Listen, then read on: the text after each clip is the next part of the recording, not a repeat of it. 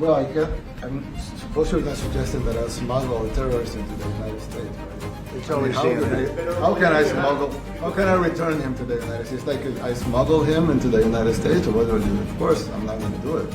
It's like, I mean, the question is preposterous. How can I smuggle a terrorist into the United States? I don't have the power to return him to the United States. Thank you, President. Do you plan to ask President Bukele to help return the man who your administration says was mistakenly deported? The man who was mistakenly deported to El Salvador? Well, let me ask Pam, would you answer that question? Sure, President. First and foremost, he was illegally in our country. He had been illegally in our country.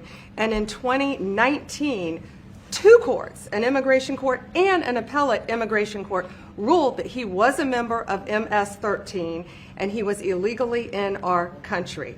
Right now, it was additional paperwork had needed to be done.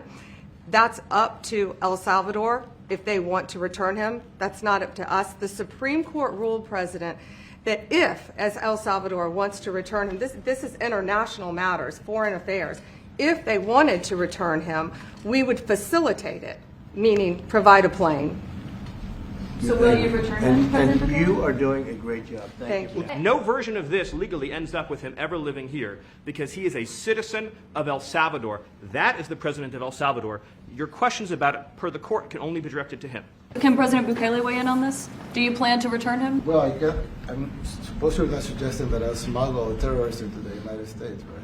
It's always how can I smuggle? How can I return him to the United States? Like I smuggle him into the United States, or what do I do? Of course, I'm not going to do it.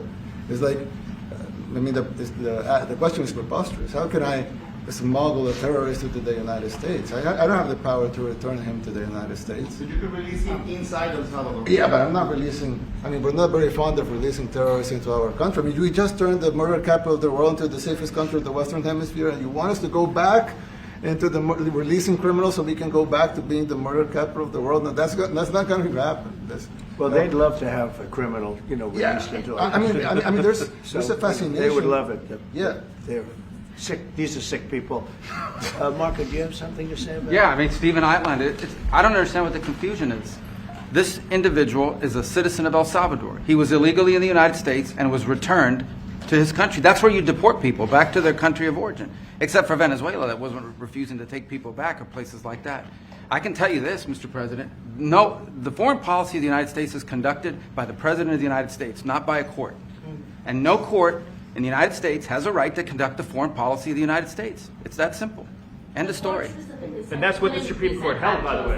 Well, Mr. President, you said that if the Supreme Court said someone needed to be returned, that you would abide by that. You said that on Air Force One just a few days ago. Why don't you just say, isn't it wonderful that we're keeping criminals out of our country? Why can't you just say that? Why do you go over and over? And that's why nobody watches you anymore. You have no credibility. Please, go ahead. President Trump, thank you so much. How many illegal criminals are you planning on exporting to El Salvador? And President Bukele, how many are you willing to take from the U.S.? As many as possible.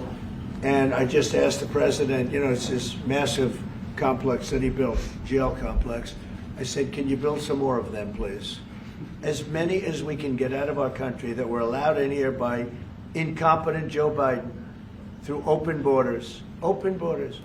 You probably hear open borders and you can't even understand it because nobody can understand. Nobody smart or with common sense can understand it.